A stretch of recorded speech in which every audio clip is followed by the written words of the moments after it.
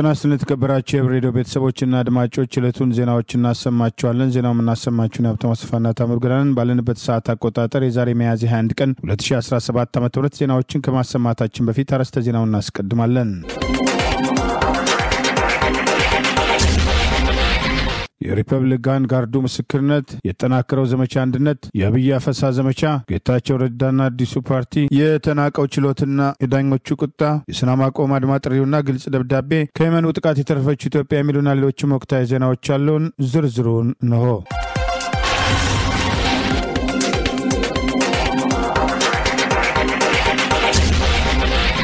ገዛዙ በውጭ ሀገር ጭምር ያሰለጠናቸው ሪፐብሊካን ጋርድ አባላት አማራ ከሆኑ ወደ ጦርነት ግንባር እንደሚላኩ ገለጹ። ፋኖን የተቀላቀሉት የሪፐብሊካን ጋርድ አባላት በውስጥ ያለባቸውን በደልና ጫና አጋልጠዋል። በአማራ ሕዝብ ላይ ጦርነት የከፈተው የአብይ አገዛዝ ስልጣን አስጠባቂ ጦር በተለየ መንገድ ከህግ አግባብ ውጪ ተቋቁሟል የሚባለው ሪፐብሊካን ጋርድ ለባለስልጣናት እጀባ በሚል በቱርክ ሀገር ጭምር የኮማንዶ ትምህርት ተምረው ከመጡ በኋላ የአማራ ብሔር ተወላጅ የሆኑትን በቀጥታ ወደ ተለያዩ የጦርነት ግንባሮች የተበተኑ ሲሆን የኦሮሞ ብሔር ተወላጅ የሆኑት ለባለስልጣናት እጀባና ለቤተ መንግስት ጥበቃ መመደባቸውን የአማራ ፋኖ በጎጃም አንደኛ ክፍለ ጦር ሰሞኑን የተቀላቀሉት የሪፐብሊካን አባላት መካከል አንዱ ገለጸ።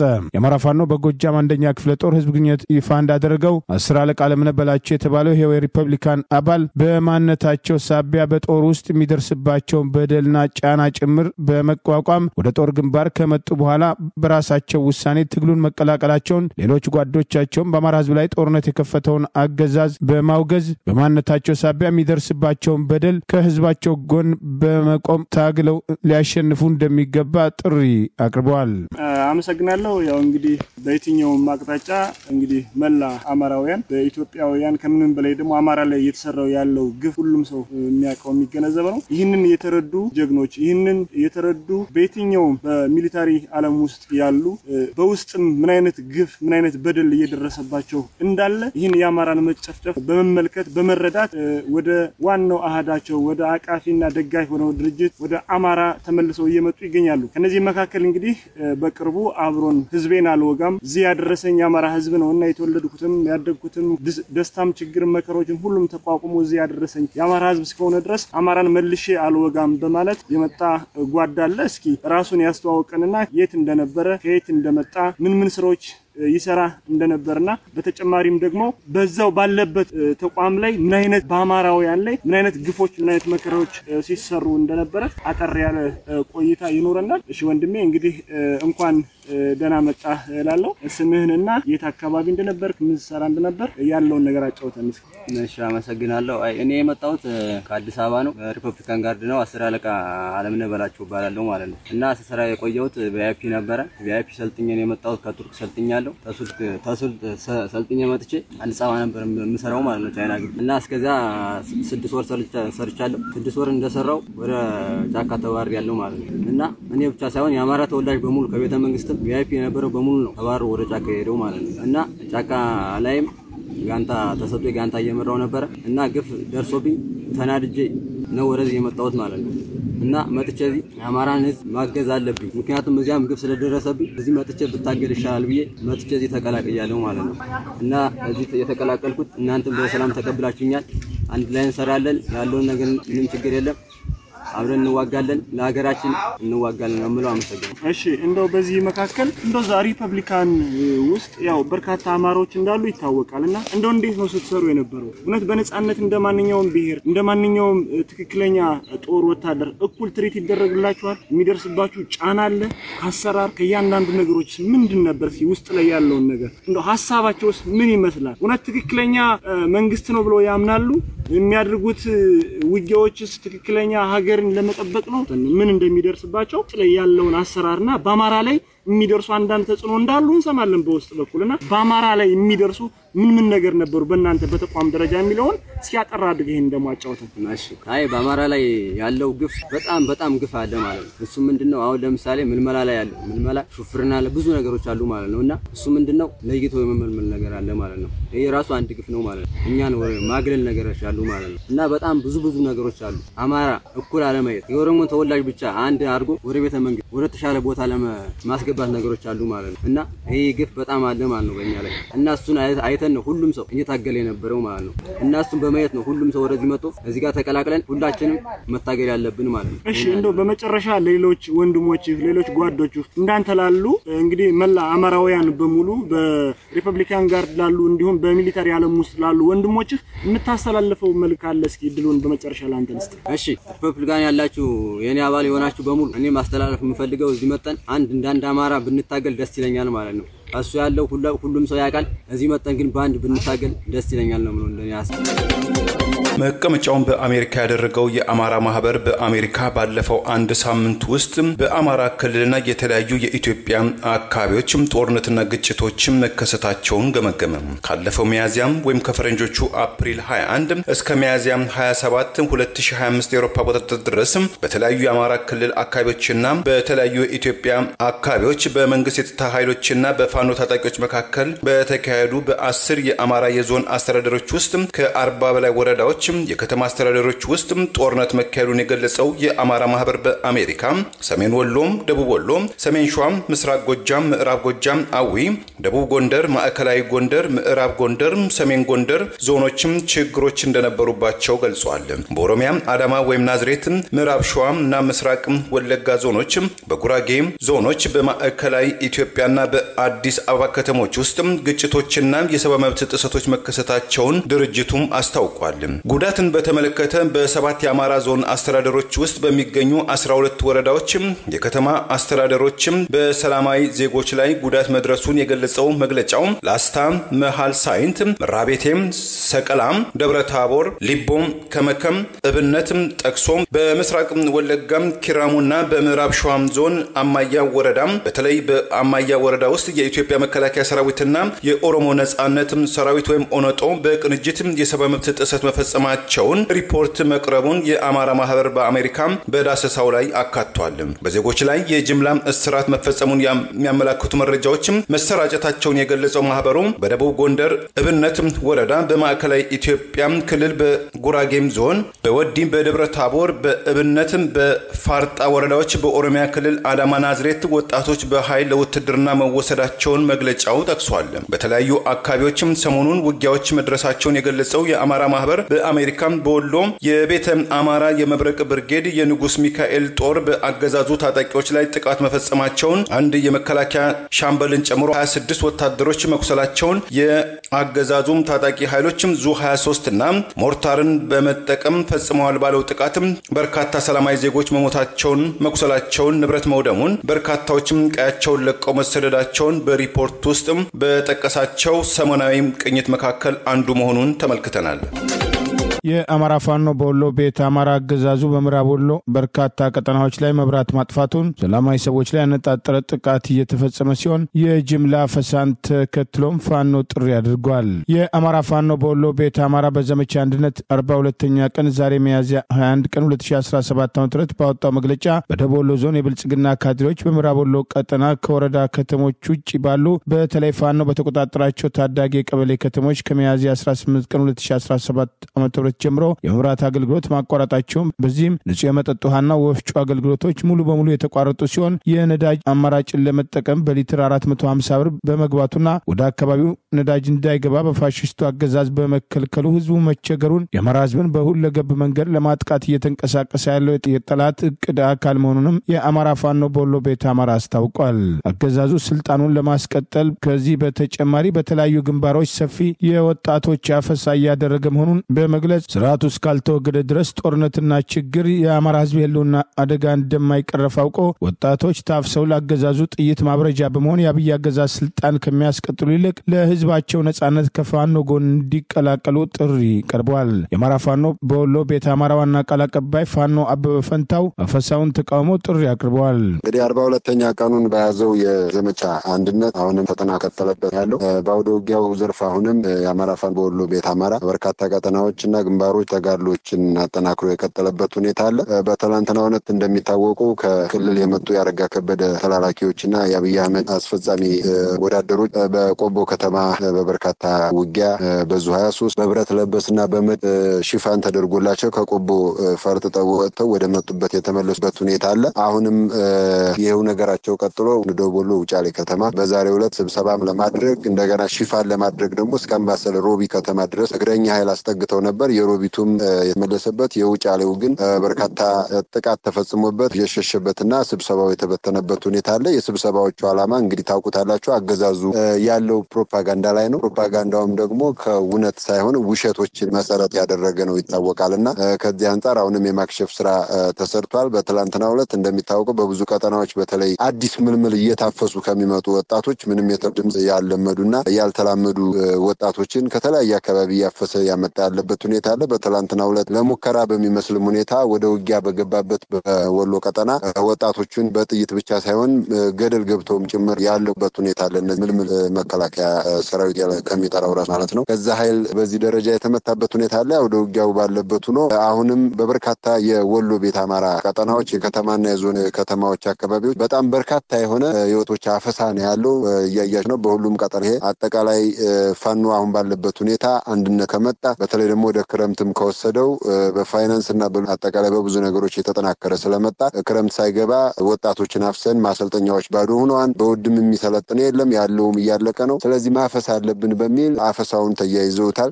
ስርዓት አድርገው ካሁን በፊት ዩኒቨርሲቲዎች ድረስ በግቢ በር ድረስ መኪኖች በመውሰድ ዩኒቨርሲቲ ተማሪዎች እያፈሱ የነበረበትን ሂደት እናውቃለን። አሁንም ይሄ በበርካታ የወሎ ቤት አማራ ቀጠናዎች አፈሳዎች የቀጠሉበት ሁኔታ አለ። በእንዲህ እንዳለ በደቡብ ወሎ ዞን ወግዲ ወረዳ ልዩ ስሙ ዘሞድ በተባለ አካባቢ ላይ ያገዛዙ ስልጣን አስጠባቂ ጦር በከባድ መሳሪያ በፈጸመው ጥቃት አንዲት እናት በአሰቃቂ ሁኔታ መገደላቸው ታውቋል። 801ኛ ኮር የተባለው ያገዛዙ ስልጣን አስጠባቂ ጦር ከፋኖ ጋር በነበረው ውጊያ ከፍተኛ ሰብአዊና ቁሳዊ ኪሳራ የደረሰበት ሲሆን ከዚህ ቀደም እንደሚያደርገው ሰላማዊ ሰዎች ላይ ያነጣጠረ የከባድ መሳሪያ ጥቃት መፈጸሙም ተገልጿል። ከዚህ በተጨማሪ ዛሬ ሚያዝያ 21 ቀን 2017 ዓ.ም ያገዛዙ ስልጣን አስጠባቂ ጦር በመሃል ሳይንት ዘቃ ቀጠና ተብሎ በሚታወቀው አካባቢ 5 አርሶ አደሮችን በግፍ መረሸኑ ተገልጿል። የቻለ ዮሴፍ፣ ጠጁ ብርሃኔ፣ አለቤ ግዛው፣ ልዑል አስታጥቀው፣ ሸምበላብ የተባሉት አርሶ አደሮች እጅና እግራቸውን በማሰር ለፋኖ ምግብ ታበሉ ነበር በሚል ውንጀላ ራሱን መከላከያ ብሎ የሚጠራ አብይ አገዛዝ ጦር በግፍ እንደረሸናቸው ታውቋል። የቀድሞው የትግራይ ክልል ጊዜያዊ አስተዳደር ፕሬዝዳንት አቶ ጌታቸው ረዳ የሚመሩት አዲስ ፓርቲ በትግራይ ክልል ውስጥ ለመመስረት እንቅስቃሴ ማድረጉም ተገለጸ። እና አቶ ጌታቸው ረዳ ለነ ዶክተር ደብረጽዮን ገብረሚካኤል ያቀረቡትም ግብዣም ተቀባይነት ማጣቱም ተሰማ። ቢቢሲ ማንነታቸው እንዳይገለጽ የጠየቁም ነገር ግን ለአቶ ጌታቸው ረዳም ቀረቤታ ያላቸው የቀድሞ የህወሓት ከፍተኛ አመራርን ጠቅሶ እንደዘገበው የጠቅላይ ሚኒስትር አብይ አህመድ የምስራቅ አፍሪካ ልዩ አማካሪ ሆነው በቅርቡ የተሾሙት የአቶ ጌታቸው ረዳ ቡድን ትግራይ ሊበራል ዲሞክራሲ ፓርቲ የተሰኘ ፓርቲ ለማቋቋም እየተንቀሳቀሰ መሆኑን ምንጩም ተናግረዋል። የህወሓትም የፖሊት ቢሮ አባል የነበሩት አቶ በየነ መክሩ የቀድሞው የክልሉ ፕሬዝዳንት አመራር በአሁኑ ወቅት የትምህርት ሚኒስትሩ አማካሪ ፕሮፌሰር ክንድያም ገብረህይወትን አካቷል የተባለው አዲሱ የትግራይ የፖለቲካ ፓርቲ የኢትዮጵያ ምርጫ ቦርድ ያስቀመጣቸውን መስፈርቶች ገና ባለማሟላቱ ለቦርዱም ያስቀመጡት ጥያቄ አለመኖሩ ነገር ግን ቦርዱ የአዲሱን ፓርቲ እንቅስቃሴን እንደሚያቅም ምንጩ ለቢቢሲም አክለዋል። ይህ ክልላዊ የዘታ ያለው አዲሱ ፓርቲ በመጪው ግንቦት የመጀመሪያ ወር ላይ ቅድመ እውቅና ያገኛል ተብሎ የሚጠበቅ መሆኑን የገለጹትም የቀድሞ የህወሓቱ ከፍተኛ አመራር አዲሱ ፓርቲም ከገዢው የብልጽግና ፓርቲ ጋር ስላለው ግንኙነትን በተመለከተ የትግራይ ሊበራል ዲሞክራቲክ ፓርቲም እንደሌሎች በአገር ውስጥ በህጋዊ መንገድ የሚንቀሳቀሱ ፓርቲዎችም ከብልጽግና ፓርቲ ጋር ተባብረው ይሰራል እንጂ ከብልጽግና ጋር የሚያገናኘው ነገር የለም እኛም ገለልተኛና ነፃ ፓርቲ ነን በማለትም ምላሽ ሰጥተዋል። ከብሔራዊ ምርጫ ቦርድ እገዳም የተጣለበት በቀጣይ 2 ሳምንታት እንደ አዲስ ፓርቲም ካልተመዘገበ እስከ ወዲያኛው ይሰረዛል የሚል ማስጠንቀቂያ የደረሰው የነ ዶክተር ደብረጽዮን ገብረሚካኤል የሚመሩት ህወሓት አቋም ያሰጋው የእናቶ ጌታቸው ረዳ ቡድን በጋራ ጉባኤ በቅርቡ ለማካሄድም ጥሪ ቢያቀርብም በጎ ምላሽም አለማግኘቱን ኃላፊው ገልጸዋል። የምርጫ ቦርድ በምዝገባው ሽፋን ተጽዕኖ እየፈጠረብኝ ነው ያለው የነ ዶክተር ደብረጽዮን ቡድን የፕሪቶሪያው የሰላም ስምምነትን አደራዳሪዎችን ባለድርሻም አካላት ጣልቃ በመግባትም ካልዳኙኝ የፓርቲ እውቅና የሚነጠቅም ከሆነም ለጊዜው አይነቱን ያልገለጸው ነገር ግን መዘዙም የከፋ ይሆናል በማለትም ህወሓት ማስጠንቀቁን መዘገባችን ይታወሳል። ወታደራዊ እንቅስቃሴዎችና ህዝባዊ መድረኮች ተጠናክረው ቀጥለዋል። ያገዛዙ ስልጣን አስጠባቂ ጦር ዝርፊያ፣ ውድመትና ጥቃት ላይ ተሰማርቷል። በጎንደር ወላጆች ቢያንስ አንድ ልጃቸውን ማዋጣት አለባቸው የሚል ግዳጅ በባለስልጣናት በኩል ጫና እየተደረገባቸው ነው። አዲስ አበባ እድሜያቸው 17ና ከዚያ በታች የሆኑ ወጣቶች እንዲመዘገቡ ትዕዛዝ ተላልፏል። ከጎዳና ላይ ማፈሳ ተጀምሯል። ወታደራዊ እንቅስቃሴዎችና ህዝባዊ መድረኮች ተጠናክረው ቀጥለዋል። ያገዛዙ ስልጣን አስጠባቂ ጦር ዝርፊያ፣ ውድመትና ጥቃት ላይ ተሰማርቷል። ወጣቶች ድርጊቱን በማየት ፋኖን እንዲቀላቀሉ ጥሪ ቀርቧል። የአማራ ፋኖ በጎጃም ዘመቻ አንድነት 42ኛ ቀንን አስታኮ በተለያዩ ግንባሮች ውጊያዎች ተጠናክረው የቀጠሉ ሲሆን ህዝባዊ መድረኮችም በተሳካ ሁኔታ እየተካሄዱ መሆኑ ታውቋል። ዛሬ ሚያዝያ 21 ቀን 2017 ዓ.ም በወጣው መረጃ በባህር ዳር ዙሪያ ወረዳ በዳና ማርያም ቀበሌ የአብይ አገዛዝ ስልጣን አስጠባቂ ጦር ራሱን መከላከያ ብሎ የሚጠራው የንጹሃን ቤት ሀብትና ንብረቶች አውድሞ የተለመደ አረመናዊ ድርጊት መፈጸሙን የአማራ ፋኖ በጎጃም አንደኛ ክፍለ ጦር ህዝብ ግንኙነት አጋልጧል። በዚህም በርካታ ሱቆችን የሰረፈው ያገዛዙ ስልጣን አስጠባቂ ጦር የሶስት ንጹሃን መኖሪያ ቤትን 190 ዚንጎ ቆርቆሮ ቤት ሙሉ ለሙሉ ያቃጠለ ሲሆን ሰርቶ ይለወጣል ተብሎ የተገዛለት የአንድ ወጣት ባጃጅን በማቃጠል በርካታ ሱቆችን በመዝረፍ ለአማራ ህዝብ ያለውን ጥላቻና ወራሪነት በተግባሩ ዛሬም እያረጋገጠ መሆኑ ተገልጿል። መላው አማራ ለህልውናው ሊነሳና ሊታገል ይገባል። እነዚህ ወራሪዎችና ጨፍጫፊዎች ተልኳቸው በየቀኑ ግልጽ እየሆነ ነው በማለት በመከላከያ ስም የሚንቀሳቀሰው ኃይል የተሰጠው ተልኮ የወራሪነትና የሽፍትነት ተግባር መሆኑን በየጊዜው በተግባሩ እያረጋገጠ መሆኑ ተገልጿል። አማራ ፋኖ በጎጃም አንደኛ ክፍለ ጦር ባቀረበው ጥሪ ከ18 ዓመት በላይ ሆነ ወጣት ሁሉ የህልውና ትግሉን በመቀላቀል ራሱና ህዝቡን ነጻ እንዲያወጣ ጥሪ አቅርበዋል። ይህ በእንዲህ እንዳለ በአማራ ህዝብ ላይ ጦርነት የከፈተው የአብይ አገዛዝ ስልጣን አስጠባቂ ጦር ከጊዜ ወደ ጊዜ ቁጥሩ መመናመሩን ተከትሎ አገዛዙ በግዳጅ አፈሳ ላይ የተጠመደ ሲሆን አፈሳው በአማራ ክልል የተለያዩ አካባቢዎችን መጠናከሩን በተለይም በጎንደር የተለያዩ ቦታዎች ካድሬዎች ህዝቡን እያንዳንዷ እናት አንድ ልጅ ማዋጣት አለባት፣ በመከላከያ ውስጥ ያለንን ኮታ ማስተካከል አለብን፣ ብዙዎቹ የአማራ ብሔር ተወላጆች የአብይ አገዛዝ ስልጣን አስጠባቂ ጦር ውስጥ የሚገኙት እየለቀቁ በተለያየ መንገድ ፋኖን እየተቀላቀሉ በመሆኑ ሰራዊቱ በኦሮሞ ቁጥጥር ስር ብቻ እንዳይሆን ከወዲሁ የራሳችሁን ውሳኔ መወሰን አለባችሁ፣ የሚጠብቀን ሰራዊቱ ነው በማለት ለጨፍጫፊው ሰራዊት ልጆቻቸውን እንዲያዋጡ የሚያግባቡና ጫና የሚያደርጉ እንዳሉ ታውቋል። ከአንድ ቤት አንድ ልጅ የማታዋጡ ከሆነ የቀሩትን እናፍሳለን፣ እኛ ኃላፊነቱን አንወስድም በማለት ህዝቡ ልጁን እንዲገብር እየጠየቁ ሲሆን ወላጆች ተቃውሞ ማቅረባቸውም ታውቋል። በእንዲህ እንዳለ ሰሞኑን በአዲስ አበባ ከተለያዩ ጎዳናዎችና መጠጥ ቤቶች፣ ፑል መጫወቻዎች ያፈሷቸውን ወጣቶች የት እንዳደረሷቸው እንደማይታወቅ ወላጆች በየፖሊስ ጣቢያው እየተንከራተቱ ሲሆን ተጨማሪ ወጣቶችን ከቀጣዩ ዓመት ምርጫ በፊት ከአዲስ አበባ በርከት አድርጎ ለማፈስ አገዛዙ እቅድ አውጥቶ እየተንቀሳቀሰ ሲሆን በቀበሌዎች አማካኝነት የወጣቶች ምዝገባ እንዲደረግ ጫና ያደረገ መሆኑ ታውቋል። እድሜያቸው ከ18 እስከ 24 ዓመት እድሜ ያላቸው ወጣቶች ለመከላከያ ሰራዊት መልምሉ ተብሎ ለእያንዳንዱ ቀበሌ ኮታ በድብቅ የወጣ ሲሆን ቀደም ሲል በፍላጎት ተመዝገቡ ተብሎ በየቀበሌው የተለጠፉ ማስታወቂያዎች ትኩረት ማጣታቸውና በፍላጎታቸው የሚመዘገቡ አለመኖራቸውን ምክንያት በማድረግ ከቀጣዩ ምርጫ በፊት በአዲስ አበባ ከ17 ዓመት ጀምሮ ያለ ነዋሪ ቤት ለቤት በመዞር እየመዘገቡ ሲሆን የምዝገባው ዓላማ የወጣቶችን ቁጥር ለማወቅና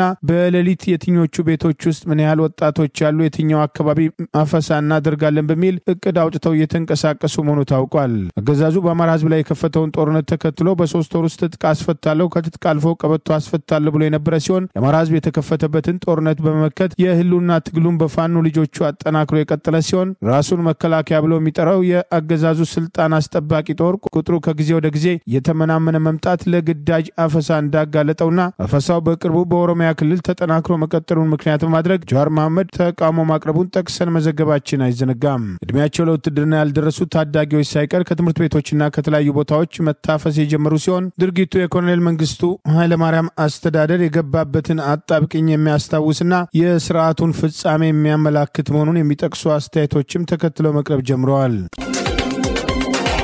የኦሮሞ ነጻነትም ሰራዊት ኦነጦ በኦሮሚያ ክልል ውስጥ እድሜያቸው ለአቅመ አዳምና ለአቅመ ሔዋን ያልደረሱም ጨቅላ ህፃናትም ጨምሮ ለወታደራዊ ግዳጅም ይመለመላሉ ሲል ገለጸ። አቅም ያላቸው ገንዘብ እየከፈሉ ልጆቻቸውን ያስለቅቃሉ፣ ለመሸሽም የሞከሩ የጥይት ራትም ይሆናሉ ሲል መግለጫው ጠቅሷል። ኦነጦ በትላንትናው ዕለት ባወጣው መግለጫ በስም ባልጠቀሳቸው የኦሮሚያ ክልልና በሌሎችም አካባቢዎችም ሽንፈት ገጥሞታል ያለው የጠቅላይ ሚኒስትር አብይ አህመድ አገዛዝ ይህንን ችግሩን ለመሸፋፈን ካለፉት ጥቂት ወራት ወዲህም በየቀበሌው በትንሹም 30 ወጣቶችም በግዳጅ እንዲመለመሉ እያደረገም ይገኛል። ታጣቂዎችን ለማጠናከር በማለትም ኑሮም የጎበጠባቸው አርሶ አደሮችን በነፍስ ወከፍ ከ5000 እስከ 10000 ብር መዋጮም ያደርጋሉ ብሏል። ኦነግ መግለጫውን ሲቀጥል እድሜያቸው ከ12 እስከ 13 የሆናቸውን ታዳጊዎችን ጨምሮ ከትምህርት ቤት ከገበያ ስፍራዎችም ከጎዳናዎች ላይ እየታፈሱ ወደ ፖሊስ ጣቢያዎች ወደ እህል ማከማቻዎችና ጊዜያዊ መጠለያዎችም ይጋዛሉ። ለውትድርናም ስልጠና በግዴታም ይመለመላሉ። ከነዚህ ቦታዎችም ለማምለጥ የሞከሩ የጥይት እሩምታ ይከፈትባቸዋልም ብሏል። አገዛዙ ከቅርብ ጊዜያት ወዲህም ታጋቾችን ለማስለቀቅም ደጎስ ያለም ገንዘብ መቀበሉን ልምድ አድርጎታል ያለው ኦነጦም ልጆቻቸው የታገቱባቸው ወላጆችም እስከ 100,000 ብር መክፈል ይጠበቅባቸዋል። ለውትድርና ብቁ የሆኑ ልጆች የሌላቸው ደግሞ ከ30,000 እስከ 50,000 ብር ግዴታ መክፈልም ይጠበቅባቸዋል ሲል ኦነጦ በመግለጫው ላይ ጠቅሷል። የጠቅላይ ሚኒስትር አብይ አህመድ አገዛዝ በኢትዮጵያን በተለይ በኦሮሞ ብሔር ተወላጆችና በአማራ ብሔር ተወላጆች መካከል ጥላቻም እንዲስፋፋም እየሰራ ነው የሚል ወንጀላም ያቀረበው የኦሮሞ ነጻነት ሰራዊትም ወጣቶችን ቢተኝነታቸውን እንዲያስፋፉም ኦነግም ሸኔንም እንዲቀላቀሉም ሲል ጥሪ አቀርቧል። የዓለም አቀፉ የህፃናት አድን ድርጅት በእንግሊዝኛው ምህጻረ ቃል ዩኒሴፍም ከፈረንጆቹ 2005 እስከ 2022 ለ17 ዓመታት ባካሄደው ጥናት በዓለማችን ላይ ከ105,000 በላይ ህፃናት በታጣቂዎችና በመንግስት ኃይሎችም ታፍነው ለውትድርና ምግብ አብሳይነት ለስለላም ለተለያዩ ተግባራት ይውላሉ። ይህም በዓለም አቀፍ ህግጋት ወንጀልና አስጠያቂ ነው ብሎታል። በዚህ ደረጃም ዲሞክራቲክ ሪፐብሊክ ኮንጎ፣ ጎረቤት ሶማሊያ፣ ጎረቤት ደቡብ ሱዳን፣ ማዕከላዊ አፍሪካ፣ ሶሪያ፣ አፍጋኒስታን፣ ናይማር ወይም የቀድሞዋ በርማ፣ የመን፣ ኮሎምቢያ ህፃናትን ለውትድርና አስገድዶ በመመልመል ተጠቃሽ መሆናቸውን የመንግስታቱ ድርጅት መግለጫ ይገልጻል። ኦነጦ ባወጣው ክስም ዙሪያ የኦሮሚያ ክልልም ሆነ አግባብነት ያላቸው የኢትዮጵያ መከላከያ ሰራዊት ባለስልጣናት እስካሁን ድረስ የሰጡት ምላሽም አለመኖሩም ተስተውሏል። የፌዴራል ፖሊስ ያገዛዙን የማህበራዊ ሚዲያ ፈቀላጤ ዛሬም አጣሁት በማለት ፍርድ ቤት መቅረቡ ዳኞችን አስቆጥቷል። ጋዜጠኛ ጎበዜ ሲሳይ ምስክርነት ሰጡ። በአማራ ማንነታቸው ሳቢያ የታሰሩ የህሊናና የፖለቲካ እስረኞች መካከል የሚገኙት የምክር ቤት አባላቱ አቶ ክርስቲያን ታደለና አቶ ዮሐንስ ቦያለው በስር ላይ ያሉ ስማቸውን እያጠፋ የሚገኘው ያገዛዙ ማህበራዊ ሚዲያ ፈቀላጤዎች አንዱ ስዩም ተሾመ በፍርድ ቤት እንዲጠየቅ ያቀረቡትን ቅሬታ ተከትሎ ፍርድ ቤቱ በተደጋጋሚ የሰጠውን የይቅረብ ጥሪ ፌዴራል ፖሊስ ባለማስፈጸም ዛሬም ለሶስተኛ ጊዜ ስዩም ተሾመን አጣሁት በማለት መቅረቡ የከፍተኛው ፍርድ ቤት ዳኞችን አስቆጥቷል። ባለፈው ችሎት ፖሊስ አጣሁት ማለቱን ተከትሎ የምክር ቤት አባሉ አቶ ዮሐንስ ቦያለው ጋዜጠኛ ጎበዜ ሲሳይን ከጅቡቲ አግቶ ያመጣ ፖሊስ መሃል አዲስ አበባ ላይ የመንግስት ጥበቃ ያለውን ስዩም ተሾመን እንዴት ማቅረብ አልቻለም በማለት ለፍርድ ቤቱ ያመለከቱ ሲሆን ዛሬም ፖሊስ በችሎት ተገኝቶ ማግኘት አልቻልኩም የሚል ምላሽ ሰጥቷል። በችሎቱ ሂደት ላይ አሉታዊ ተጽዕኖ ያሳድራል የተባለውና ያገዛዙን አቋም የሚያንጸባርቅ ሐሰተኛ ወንጀላውን ያጠናክራል የተባለ ቅስቀሳ በማህበራዊ ሚዲያ ያደርግ የነበረ ሲሆን ይህን ተከትሎ የህግ ተጠያቂነት ሲመጣ ፖሊስ ሊያቀርበው ፈቃደኛ ለመሆኑ ከዚህ ቀደም ሰፊ መነጋገሪያ ሆኖ የነበረ ሲሆን ዛሬ ሚያዝያ 21 ቀን 2017 ዓ.ም በነበረው ችሎትም ተመሳሳይ ምላሽ ፖሊስ መስጠቱ ዳኞችን አስቆጥቷል። የአማራ ብሔር የፖለቲካና የህሊና እስረኞች ጉዳይም በአብዛኛው የሚያው የፌዴራል ከፍተኛ ፍርድ ቤት ታምድብ የሽብር ወንጀል ችሎት የመንግስት አፈቀላጤው ቀርቦ ምላሽ እንዲሰጥ የሰጠውን ትዕዛዝ ፖሊስ ማስረከብ አለመቻሉን ተከትሎ የፌዴራል ፖሊስ ግለሰቡን ለደህንነቱ ሲባል እጀባ እያደረገለት እንደሆነ ይታወቃል። ነገር ግን ፍርድ ቤቱ እንዲያቀርበው ትዕዛዝ ሲደርሰው አላገኙትም የሚል ምላሽ መስጠቱ በፍትህ ስርዓቱ ላይ ያለውን ንቀት ያሳያል በማለት የችሎቱ ዳኞች መናገራቸው ተገልጿል። የፍርድ ቤት ሂደቱን የተከታተሉ ወገኖች እንደገለጹት ግለሰቡ መሃል አዲስ አበባ ተቀምጦ የፍርድ ቤቶችን ዳኞች ስም ሲያጎድፍ እየዋለ ከችሎቱ አቅም በላይ ሆኗል። ስለዚህ የፍርድ ቤቱ የበላይ አመራሮች ጉዳዩን ለማስቆም አለመሞከራቸው ያሳዝናል በማለት በፍርድ ቤቱ አስተዳደር ላይ ያላቸውንም ቅሬታ ጭምር ገልጸዋል። አሁንም ግለሰቡ በፖሊስ ተይዞ ካልቀረበና የዳኞችን ስም የሚያጎድፍ ከሆነ ስራችንን ለማቆም እንገደዳለን በማለት ዳኞቹ ለሶስተኛ ጊዜ አጣሁት ያለውን የፌዴራል ፖሊስ ተወካይ አስጠንቅቀዋል። ባለፈው ችሎት ቅሬታቸውን ያቀረቡት አቶ ዮሐንስ በኋላው ዕድል እንዲሰጣቸው በመጠየቅ የአቃቢ ሕግ ምስክሮች ለደህንነታቸው ሲባል የስም ዝርዝራቸው እንዳይደርሰን ተከልክለን እያለ በአቃቢ ሕግ አቶ ዮሲያድ አበጀ በኩል አቶ ስዩም ተሾመ ተሰጥቶት በማህበራዊ ሚዲያ ማን እንደሚመሰክርብን ነግሮናል። ፍርድ ቤቱ የሚቀጣንንም ቅጣት ከወዲሁ ግለሰቡ እየነገረን ነው። እኛ በሕግ ቁጥጥር ስር እያለን ይሄ ሁሉ ዘመቻ ሲፈጸምብን ፍርድ ቤቱ ለምን ለማስቆም አልቻለም በማለት ትዕዛዜ አልተከበረም ላለው ፍርድ ቤት ጥያቄ አቅርበዋል። የችሎቱ ዳኞች በበኩላቸው አሁን ጉዳዩ ከናንተ ወጥቶ የፍርድ ቤቱ ጉዳይ ሆኗል። ከዚህ ችሎትም አልፎ አጠቃላይ የፍትህ ስርዓቱን የሚመለከት እየሆነ ነው። ለፌዴራል ፖሊስ ደጋግመን መጻፋችንን ታውቃላችሁ።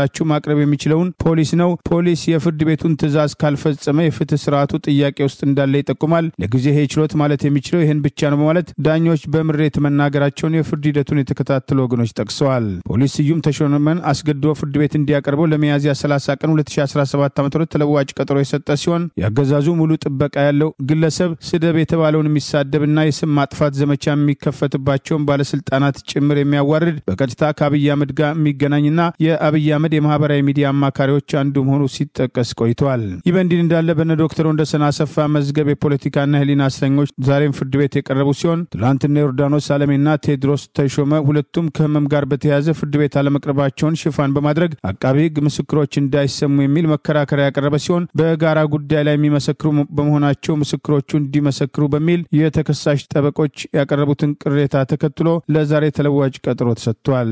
በሌላ በኩል በእነ ይርጋ ታደሰ የፖለቲካ እስረኞች መዝገብ ትላንት ሚያዝያ 20 ቀን 2017 ዓ.ም ችሎት የቀረቡ ሲሆን ለግንቦት 6 ቀን 2017 ተለዋጭ ቀጠሮ ተሰጥቷቸዋል። በሌላ በኩል በነዘነበ ሽታ መዝገብ 3 የፖለቲካ እስረኞች ባሉበት እነ ጋዜጠኛ ጎበዜ ሲሳይ የመከላከያ ምስክር ሆነው ቀርበዋል። ከተከሳሾቹ አንዱ ወንድማገኝ በርገና ባልቻ የመከላከያ ምስክሮችን እንዲያሰማ የነበረ ሲሆን ጋዜጠኛ ጎበዜ ሲሳይና ጋዜጠኛ ዳዊት በጋሻው በመከላከያ ምስክርነት በቀረቡበት ችሎት መስክረዋል። ጋዜጠኞቹ ወንድማገኝ በርገና እንደ አንድ ዜጋ ወይም እንደ አንድ የማህበራዊ ሚዲያ ተጠቃሚ ወይም ጸሐፊ የፕሬስ ሕጉ የመናገርና የመጻፍ መብቱ በሕግ የተፈቀደ ነው በማለት ለችሎቱ ያስረዱ ሲሆን ወንድማገኝ በበኩሉ ሀገር አቀፍና ዓለም አቀፍ ድንጋጌዎችን በመጥቀስ ስለመናገርና የመጻፍ መብት ሐሳብን በነጻነት የመግለጽ መብት እንዳለው በመግለጽ የቀረበበትን ክስ ውድቅ ማድረጉ ተገልጿል። የፖለቲካ እስረኛው ጥር 10 ቀን 2015 ዓ.ም አርባ ምንጭ ላይ የአማራ ፋኖን ትደግፋለህ በሚል የተያዘ ሲሆን ያለምንም ጠያቂ ሐዋሳ ብሎም አዲስ አበባ ድረስ በግፍ ታስሮ ከፍተኛ እንግልት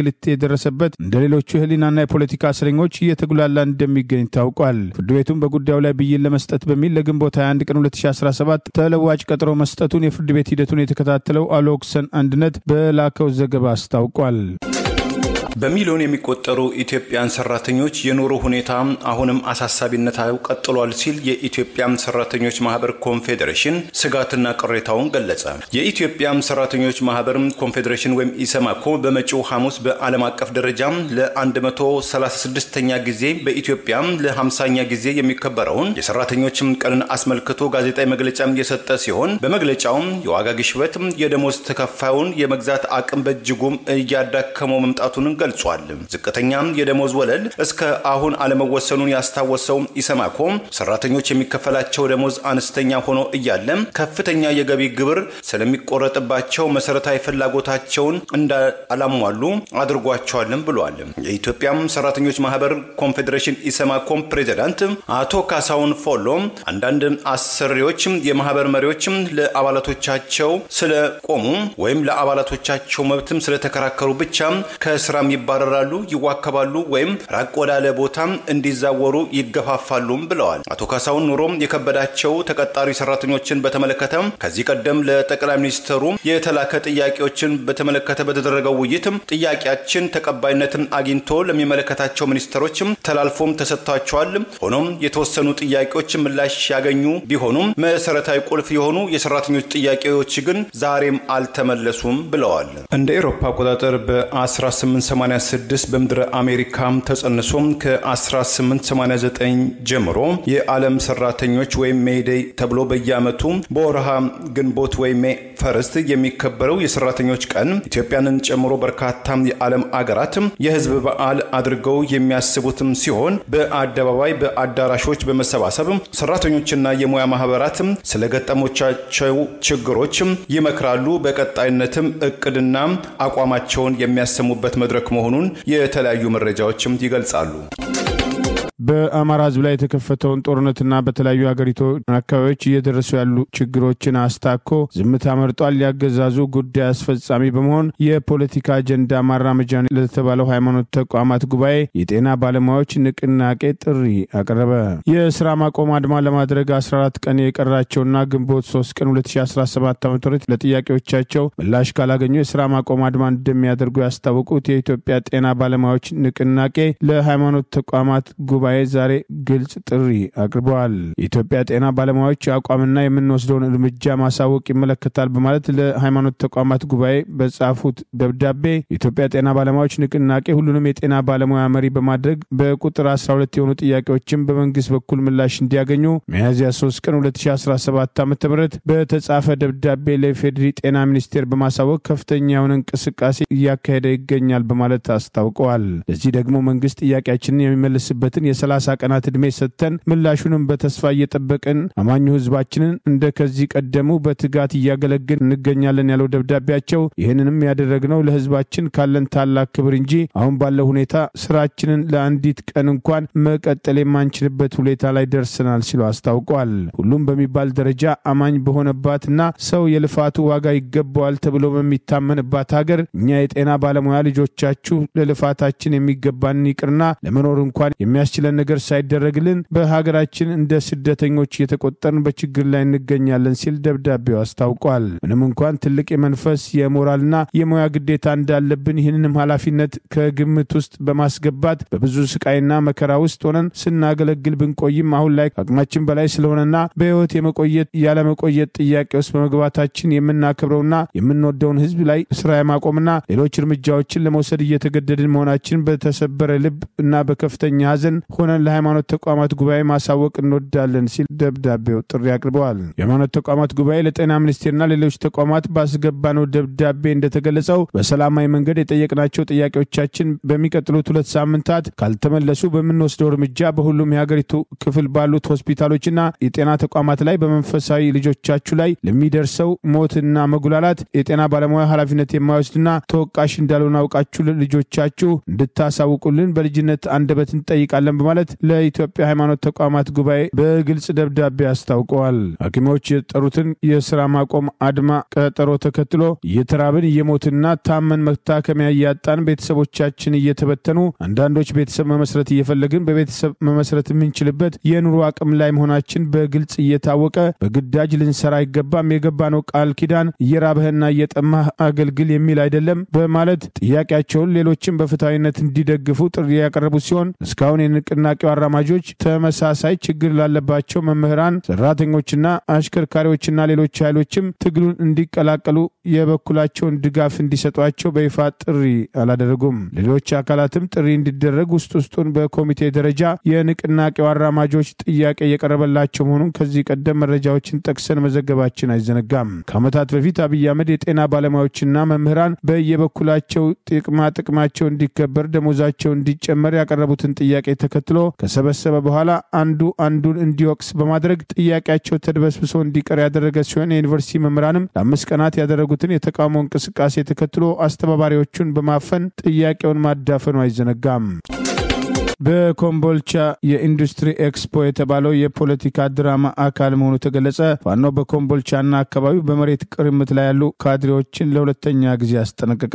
አገር አቀፍ የኢንዱስትሪ ኤክስፖ በኮምቦልቻ ከተማ ይካሄዳል በሚል በአማራ ህዝብ ላይ ጦርነት ያወጀው አብይ አገዛዝ ደጋፊ የሆኑ የአማራ ክልል ፕሬዝዳንት አድርጎ የሾመው አረጋ ከበደን ጨምሮ እነ ተመስገን ጥሩነህ ሌሎችም የፌዴራልና የክልል ባለስልጣናት በኮምቦልቻ የተገኙ ሲሆን በአማራ ክልል አንድ ልዩ ዞን ውስጥ ሳይሆን በኦሮሚያ ክልል የሚካሄድ በዓል አስመስለውት መዋላቸው ያገዛዙን የፖለቲካ ድራማና የስርዓቱን እቅድ ያሳያል ተብሏል። በተደጋጋሚ ከልዩ ዞኑ ሽፋን የሚሰጣቸው ነክሽኔ ታጣቂዎች ከዚህ ቀደም አጣዬ ላይ በተደጋጋሚ ጥቃት በማድረስ ሰላማዊ ሰዎችን ከነ ህይወታቸው በማቃጠል አጋድሞ በማረድና አጣዬ ለ9 ተከታታይ ቀናት በማጥቃትና በማውደም ሚና ያላቸው ባለስልጣናት ጭምር ዛሬ ኢንዱስትሪ ኤክስፖ በተባለው ላይ ግንባር ቀደም ሆነው መሰለፋቸው ናረጋ ከበደና ተመስገን ጥሩነህ የታዘዙትን በተግባር እየፈጸሙ መሆኑን ያሳያል ተብሏል። ይበንዲ እንዳለ አማራ ፋኖ በወሎ ቤተ አማራ በኮምቦልቻና አካባቢው አገዛዙ በመሬት ቅርምት ላይ መሰማራቱና ያገዛዙ ባለስልጣናት የሚያደርጉት የመሬት ወረራና ዝርፊያ